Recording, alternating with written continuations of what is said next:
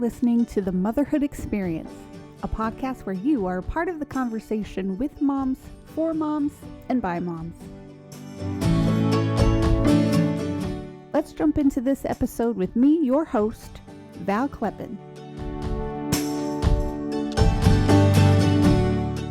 Happy Tuesday. Welcome back to another episode of the Motherhood Experience podcast.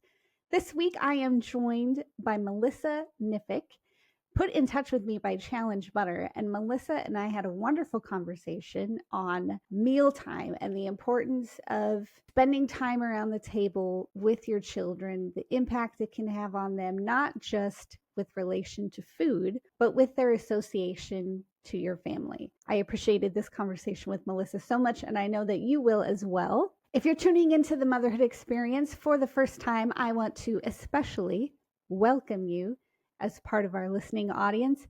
Be sure to follow wherever you're listening, wherever you're streaming the podcast, or if you're watching on YouTube, you'll get notifications for future published episodes. And I'm glad to have you here. If you are a busy mom, which makes me laugh that I had to say if before that, because who of us is not a busy mom? If you are a mom, you are busy.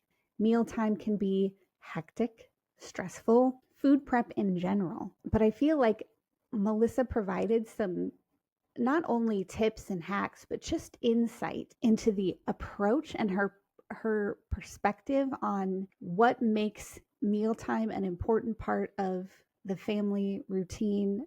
I just appreciated it so much. And so please be sure to check the show notes for all of the links for how to find Challenge Butter, how to find Melissa, and you'll hear me geek out about the new cookbook she mentions later on. You can find the links for all of that in the show notes. On to our episode. Well, I am so pleased to have Melissa Knific joining us on the Motherhood Experience. Melissa, welcome. Thank you so much for having me. Yes, let's start with the age of your children and stage of motherhood you find yourself in today. So my kids both have summer birthdays like me. So they'll be turning, my oldest will be turning 6 in a week actually. And my youngest, she will be 4 in a month. So stage of motherhood that I find myself in, I don't know if, this ever changes, but I feel like I'm in this constant state of learning and adapting. I feel this way with a lot of things in my life, but I'm always open to learning how to do things better and more efficiently and all the things to make your life less stressful and easier and fun, and especially like to have fun with the kids. So less stress is always good. Yeah. When it comes to that. So anyhow, I feel like I'm constantly they're still, learning themselves too and finding words for things. And my oldest started kindergarten last year, so he'll be in 1st grade. My youngest is in preschool. So just lots of new changes and just trying to figure out how to adapt. And I'm learning a lot from them on how to do that. Yeah. Do you also find yourself in kind of the why stage? Yeah. There's a lot of that. There's definitely a lot of challenging parents lately, like as in like they're trying to challenge us with a lot of no's. Yeah. Just trying to find their voice and yes, asking a lot of questions, which we welcome with open arms. I think I love how inquisitive they are, and I hope that they always, will be that way. Yeah. My oldest, I remember when we were headlong into the why phase, she would say why, and I would provide an answer, and then she would say, oh, like she understood, but then immediately it would be like, why? Like whatever my answer was, let's dig into that now. And it would go on and on. It was adorable, but at the time it was a little trying. And you also realize how much you don't know. That's so I true. I don't know, but I think it's also really important to own up to that sometimes. And, right. Obviously you want them to see you as somebody that that can provide them with answers and comfort and whatnot. But sometimes you don't have an answer, and it's okay to not have an answer and to say, I'll check with Papa, or, I have to do some research on that or whatever Right. it is. Right. Yeah, it's always good to exemplify being vulnerable and not having all the answers, but still being confident and being able to find them. Yeah, for sure. Yeah. Was motherhood always something that you aspired to? Did you think that you were always going to be a family woman? Yeah, I think so. I mean, I try to let my life unfold, as it does or as it has. And I always, I'm close to my own family. My parents, my grandparents were always a big part of, my life. And I have a brother.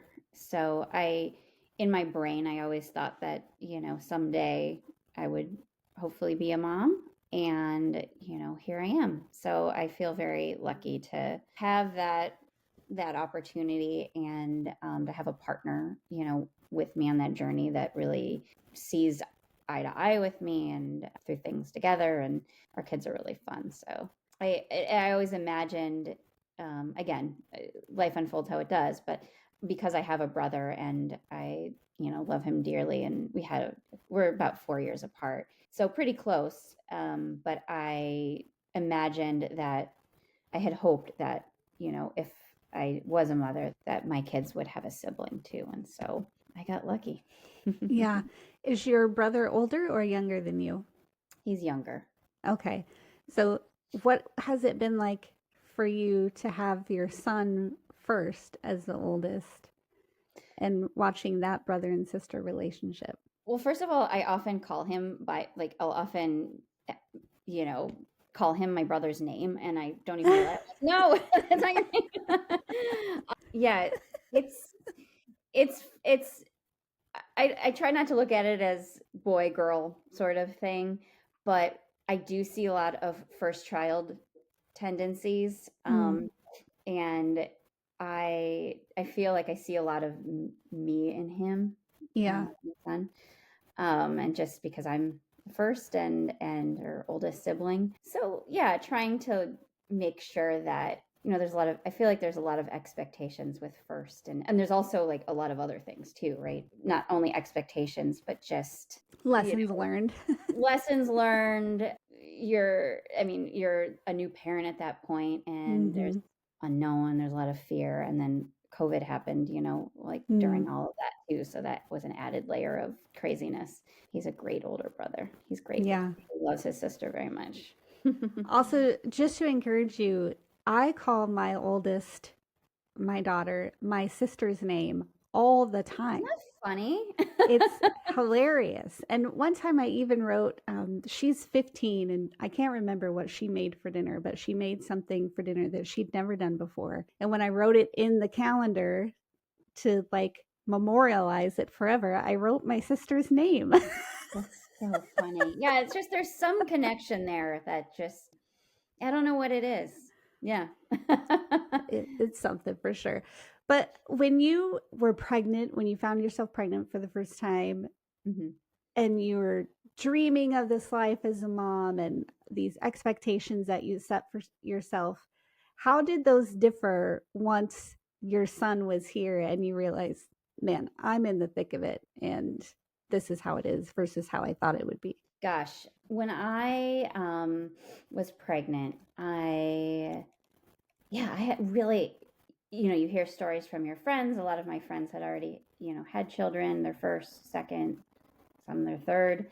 And I realized that all of their stories were different, of course. You can only prepare yourself so much from like pregnancy to the actual birth to them being there. And I feel like the lack of sleep was real. Of course, that was something that you hear about. You can't like you try to mentally prepare yourself for it, but your body just does what it does. Again, luckily, my husband was amazing and is amazing, and he was up all of the time, taking care of my son. He was up all the time in the middle of the night. So, and there's also that sort of thing that people always say, life goes by quickly, they grow up so quickly. And it's like one of those things you really almost like don't want to hear, because you're like, let me just be in this moment.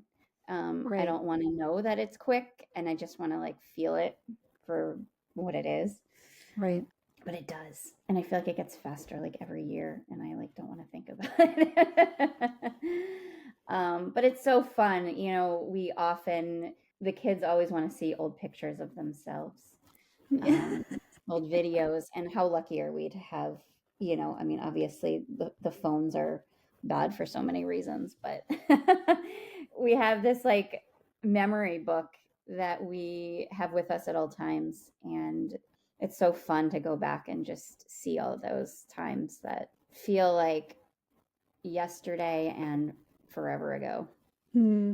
Yeah. Were you working at the time when you had him? Oh yeah, I had like a pretty intense job, where I was standing. I worked at a company called HelloFresh, and I was an editor and recipe developer there. That summer, the office is based in New York City, and we were just transitioning to a new office. So we were in this old office, and the air conditioning wasn't working, and we were cooking. Oh no. And I was like I was full term. I like stayed till literally like the last day, because that's me. But it was crazy. I remember sticking my head in the freezer. People were bringing me ice pops. Like, Melissa, just sit down. Really, just sit down. But I knew that like this was going to be it for a while, and I felt good to move around. Even though it was exhausting and it was hot, I felt like I needed to stand up and move my body and use my brain and be distracted, in a different way. Yeah. So after you had him, then did you return to work or before your second, or did things change for your work in there? So I returned, but this is when things I started to shift, obviously, for me, and just how my career had traditionally taken place, or how I traditionally worked. So again, it was during COVID. So I had my son, by the way, his name's Miles. I don't think I said that yet. My daughter's name's Samara. I call her Sammy. Miles, he was born in 2019, July 2019.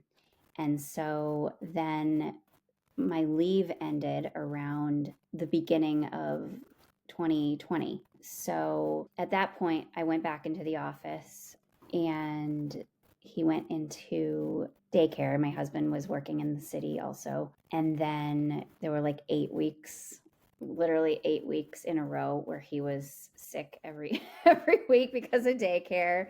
So that was always, that's the challenge of trying to. My parents came for a while, and blah blah blah. Like we took a lot of time off, and then COVID happened, and then everyone was working from home. And in between all of that too, we had moved from the city we were living in Hoboken, and we moved to a township in New Jersey, where we live now. But so lucky to be in a house at that point.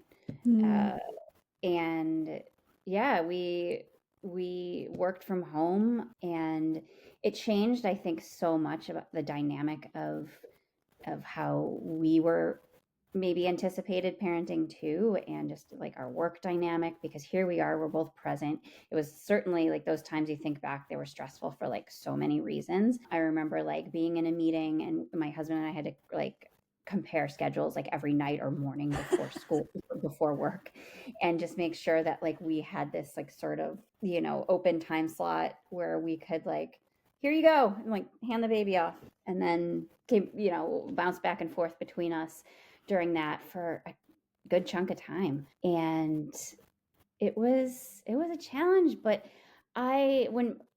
when I think back to all of that, I feel grateful in many ways that we were able to like be with him so much. I think we both contributed, I feel like, very equally to the situation, and we were in it together. I think it made us closer as like a parental unit.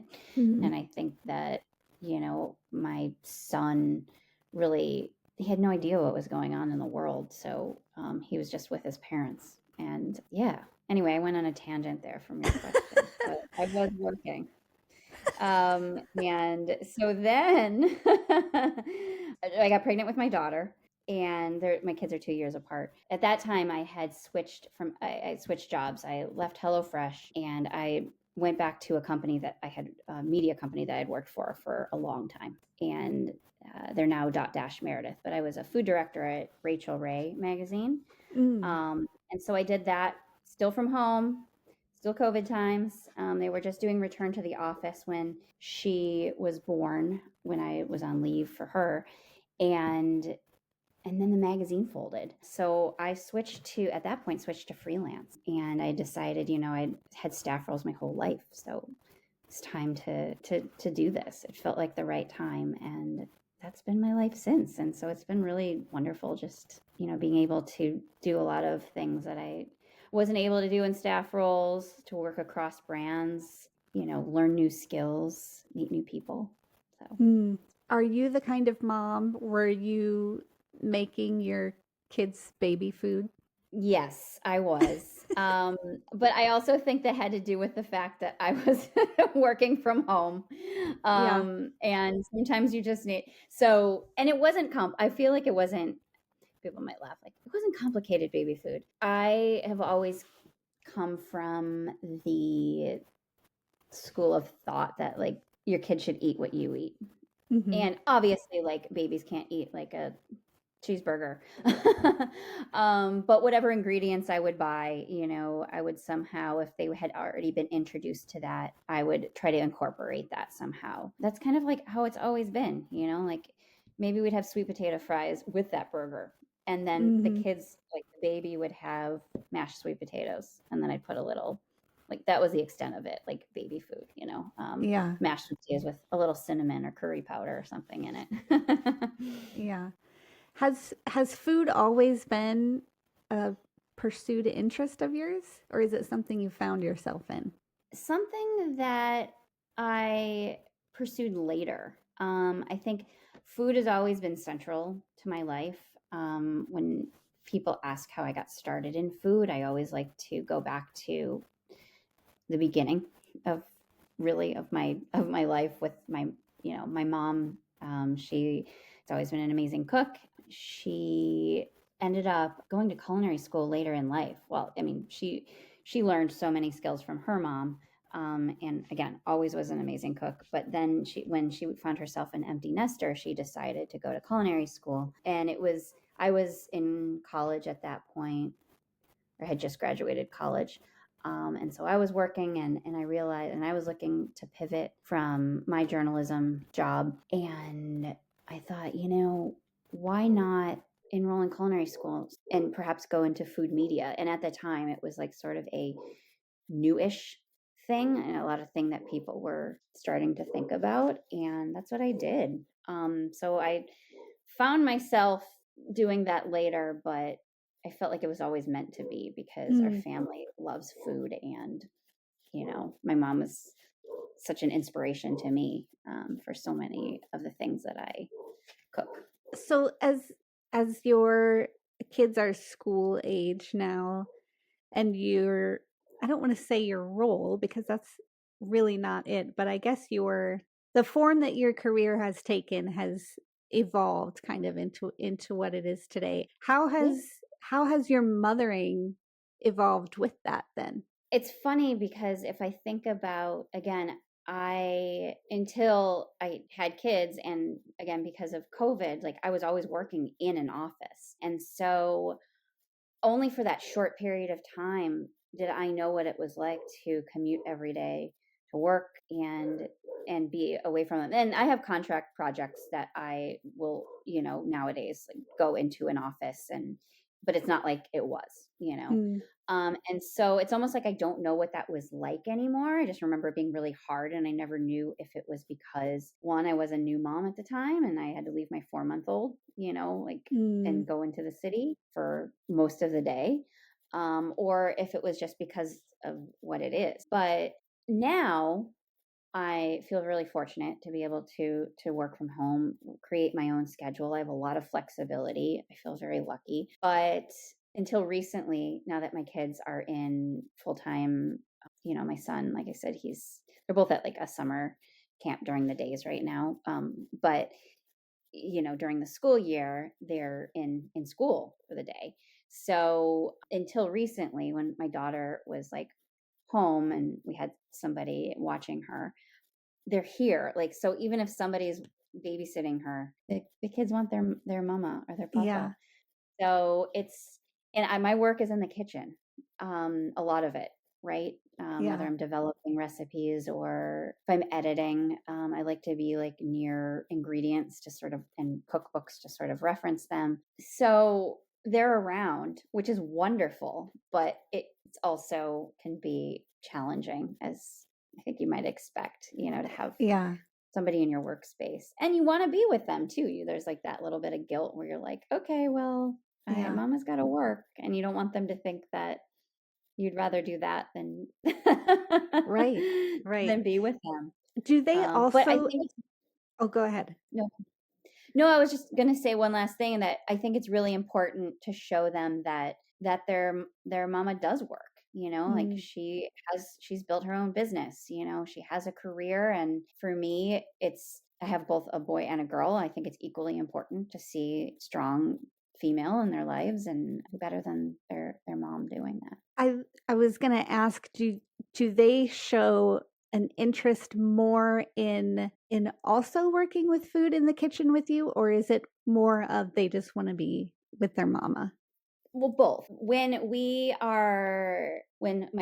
my work day is essentially done, which I guess it probably never really is in freelance, and certainly on the weekends, I will get them more involved. They both really, it's really fun to teach them new skills. They have a set of kid safe knives and other tools that they get excited about using. And I was able to go into like my son's classroom and talk to his friends, to his class, about what I do a little bit, and I had them create a recipe on their own. It was really fun. So I feel like they understand it to an extent, and do really like, and they like food too.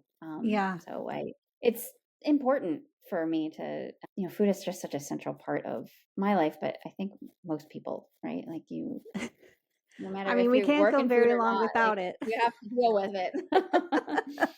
You got to get So, dinner on the table. yeah, you said something earlier, and it's a camp that I'm into where I feel like the kids should eat what the parents are eating. Whatever's being served, that's what's available. Did you ever, or maybe do you still struggle with your children not wanting to eat that, or just kind of picking at it, or not being interested in what you're having? They'll go through phases. I mean, I feel like we've tried to instill it in them since the beginning, that let's try it.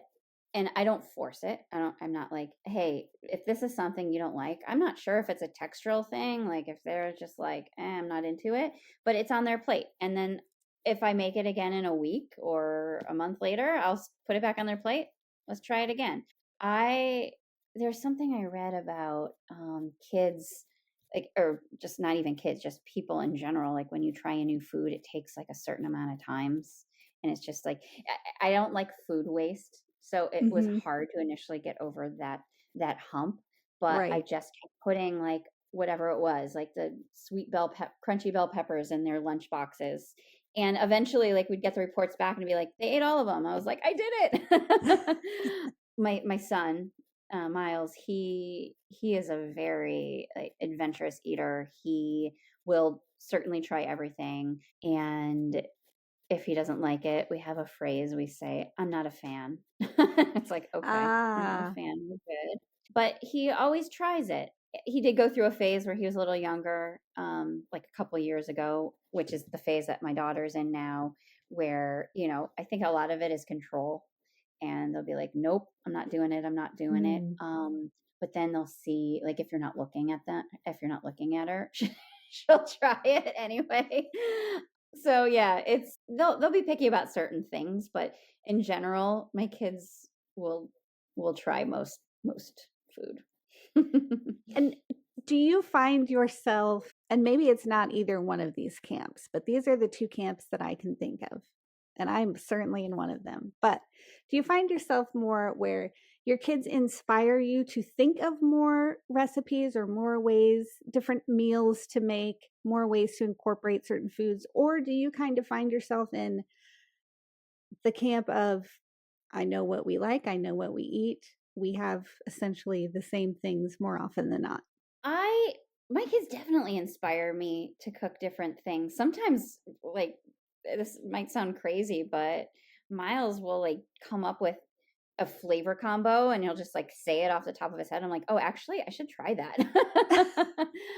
And I think he's just like making it up. He doesn't realize like what he's doing, putting blueberries and chocolate together or whatever it is in his mind. And I'm like, oh, Right. yeah, actually, that is brilliant. I mean, we definitely have a couple go-to things that I know that they'll like, and that's one of my pieces of advice that I give moms to, because people are constantly like, they know that what I do for a living. They know that I cook a lot, that my kids like, will try things. But I always say to like have your freezer and your fridge stocked with a couple things that that your kids will go to, because there's some days too like where you're too tired to think about like doing something new. And I think it's really important to have whatever your basics, whatever your comfort, your go-tos are available. Like we always have frozen ground beef and chicken in the freezer. We have frozen pierogies because that's like one of our favorite little side dishes and they're so easy to pull out, or like wontons. And then pantry wise, like I always have cans of beans because my daughter is obsessed with beans. So I always find a way to like incorporate those, and they're good for you. And then the produce we just sort of figure out. I mean, besides the fact of like the endless berries that seem to appear, I think like having those things on hand really helps. And but yes, aside from that, I think I'm always trying new things with them. I mean, especially like for work, a lot of the new development that I'll do or testing that I'll do, we'll have that for dinner. So, Yeah. they're like, what do you, and that's the question every night, Mama, what are you making for dinner? And I'll just like tell them exactly what it is. And they're like, what's that? And I'm like, well, you'll find out. And then we'll talk Yeah. about the country it's from, or it could be interesting to them. It's like a teaching moment. That question of what are we having for dinner? What are we having for breakfast? Grated me so immensely that I bought a whiteboard magnet for the side of the fridge, and every day, every meal, I wrote out exactly for the week what we were having. Yeah. Do you think they stopped asking me the question? No. No. No. It's like, no. You can read. I know you can read. You have to walk right by the whiteboard to come into the kitchen to talk to me.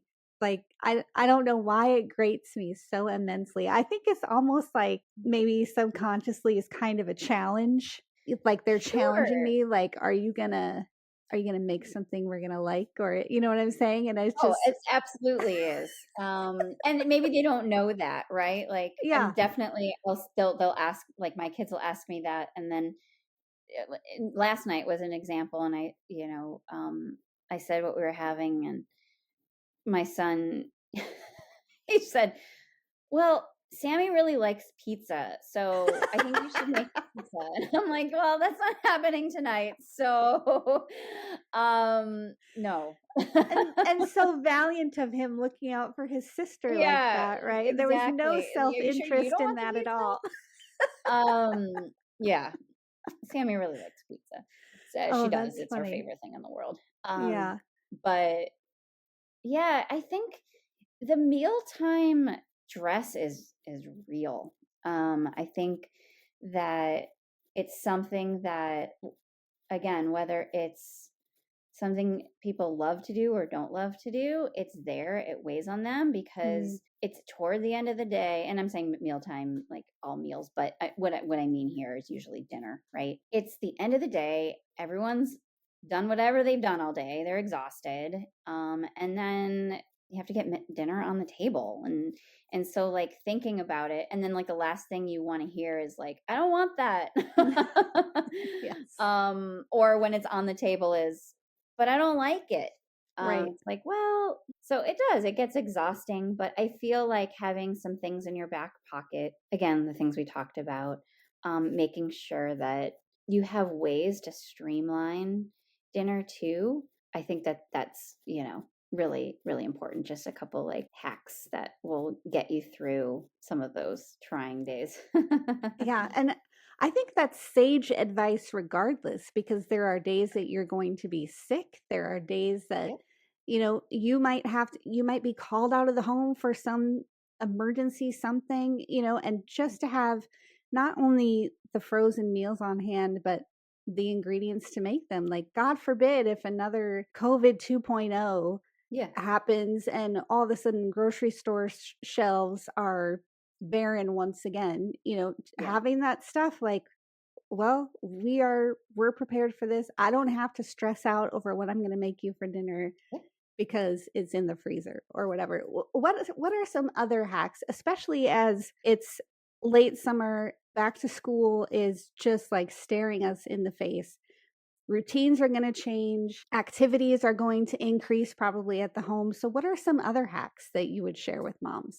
Yeah, sure. So I work with a company called Challenge Butter, and they recently did it. They're a California-based butter manufacturer, and they recently did a survey. It showed 90% of Americans don't start a meal from scratch, which I don't know. 90%? 90%.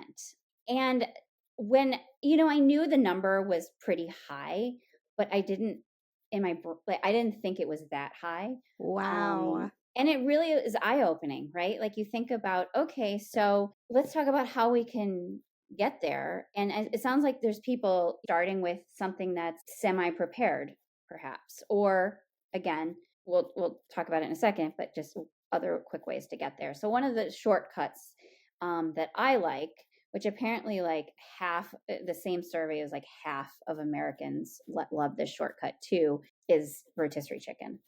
Mm. Honestly, it's like one of my favorite things. I have a go-to rotisserie chicken that I like. I usually buy the one from Whole Foods just because that's where I end up shopping a lot of times. But I use the whole thing, right? So like, and it lasts. My kids are still young, but like that chicken will last like a couple days because we'll have some of it. I'll incorporate some of it into like, let's say a salad or a grain bowl or enchiladas. And then I never waste the bones. Mm. I know that this is an extra step and it might sound like a lot, but it's not. Like through using the carcass, the bones, and throwing it in with like literally just washing an onion, throwing it in there unpeeled, or having it, and some celery or carrots and whatever, if you have some dried or fresh herbs and peppercorns, and like filling the pot up with water and literally letting it just simmer while either you're eating or like putting the kids to bed. You don't have to watch it, but it makes Yeah. stock, and you don't have to go out and buy it. But like honestly, I use that stock later for when, and throw it in my freezer for another quick starter, right? Like it's literally the best base for soups, which I find myself making a lot because that's sort of an empty your pantry fridge thing for me. Yeah. So rotisserie chicken is a huge piece of that. I also think that there's quick ways to get to dinner and make it super flavorful. We'll go back to butter. I grew up in the Midwest, so butter is in my veins. I love it. And I'm so glad that, obviously everything in moderation, but it is surely an easy way to add flavor to a dish. And so like, for example, so Challenge has these new cubes that they come in 4 tablespoon increments, which is really wonderful because I have a family of 4, but even if you don't, like, even if it's like a couple without kids, or, you're making like the standard recipe calls for 4, right? So that's a tablespoon a person. But the cubes are really convenient because, like, how often do you find yourself having to go in and like messily slice the butter and try to figure out how to wrap it back up and put it in the fridge? But I love the cubes because I'll just like unwrap them, and if I'm like searing chicken, like plain old chicken breast, pour that in with like take the when you take the chicken out, you like plop it in the pan, let it melt with like a little broth and maybe that stock you had, and maybe some fresh herbs and a squeeze of lemon, and you've got yourself like this amazing super quick pan sauce with chicken breast, right? Like super easy, not a lot of thought, but like it's really flavorful and really good. I make a lot of pastas. Like I was saying, cleaning out the pantry or the fridge. And so I'll end up, I'm like, okay, so I have a head of cauliflower in here. Like, what am I going to do with that? How are my kids going to eat it? And I will, like, one of our go-to pastas is like a cauliflower pasta. And I finish it with the butter at the end and mix it in. And it's really like not a complicated dish, but it ends up being so flavorful. So I think there's definitely a lot of quick things to do, things that people should keep on hand, shortcuts. Whoever the cook in the house is, that person just needs to be more just be more just be kind to themselves, because it's okay to ask for help, and it's certainly okay to find helpful ways to get dinner on the table, because in the end you're feeding your family, and no matter how you got there, you're going to, like, you just want to sit down and enjoy that moment with your family. So Yeah. the end result is the most important, just like being like the experience of being there, and it is a scramble to get there sometimes, but like ways that you can sort of people can make it more streamlined and easier for them to sit down is important.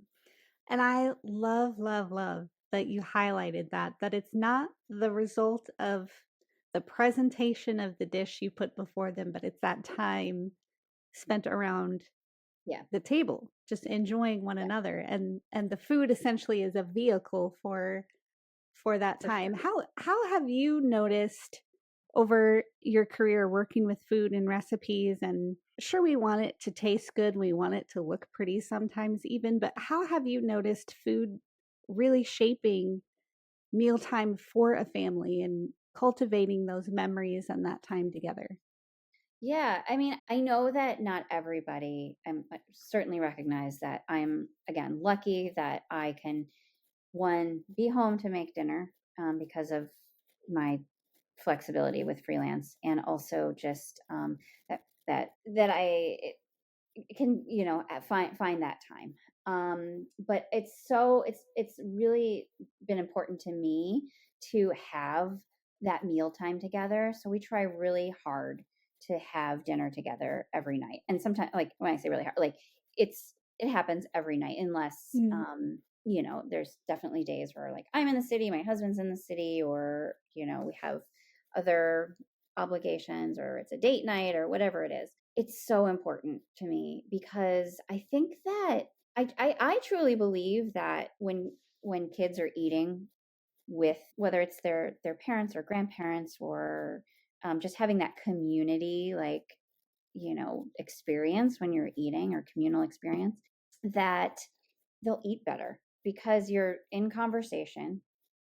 You're not like focused on, like, when kids are just like eating alone, and you're saying, like, you're standing somewhere and trying to do something else, and you're just like, eat those carrots, or make sure you finish all your peas. Like, that's what the dinner's about. It's like they're focused on getting them to do that thing, and because they want to do what they want to do, it's not fun. And so when you're sitting and having this like conversation at dinner, and you're talking about your day, or we listen to music a lot when we eat, it becomes this like experience, right? And I think that kids are more interested in trying things. Sometimes they're not like super focused on like this maybe ingredient that would otherwise be like weird or new to them. So I think that's one of the reasons that my kids are better eaters.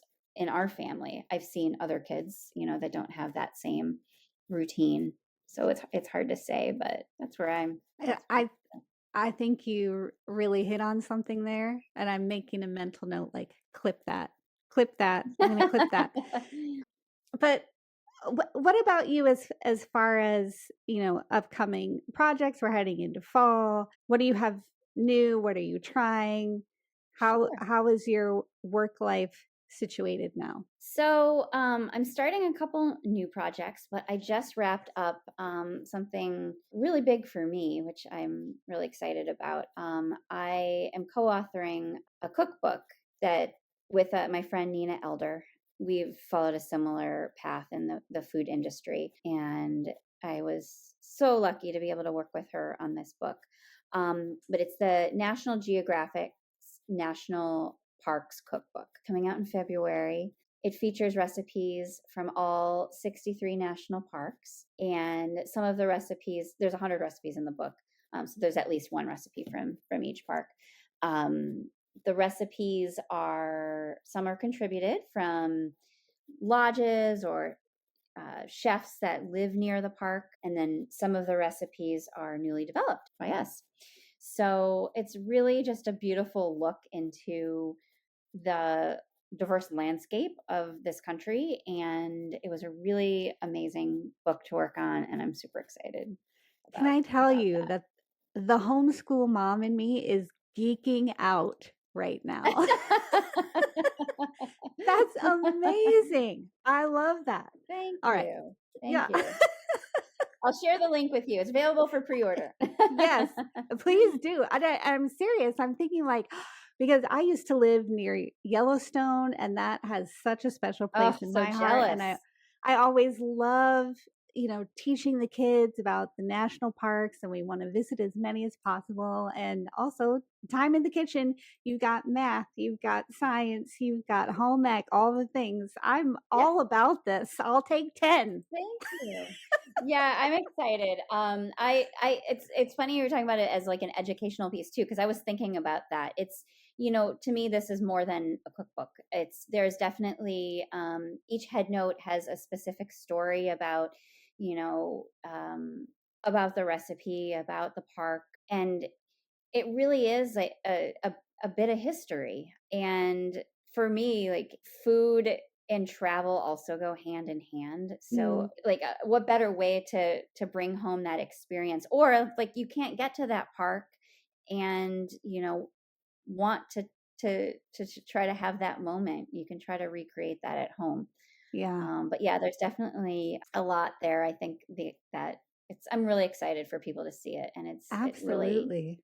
the photography is so beautiful too. So I'm excited. And the recipes, I can tell you that they all work. There's nothing. There's also a wide variety of recipes. So there's maybe some that are a little complicated. Like there's a bison ossobuco that was contributed from one of the parks.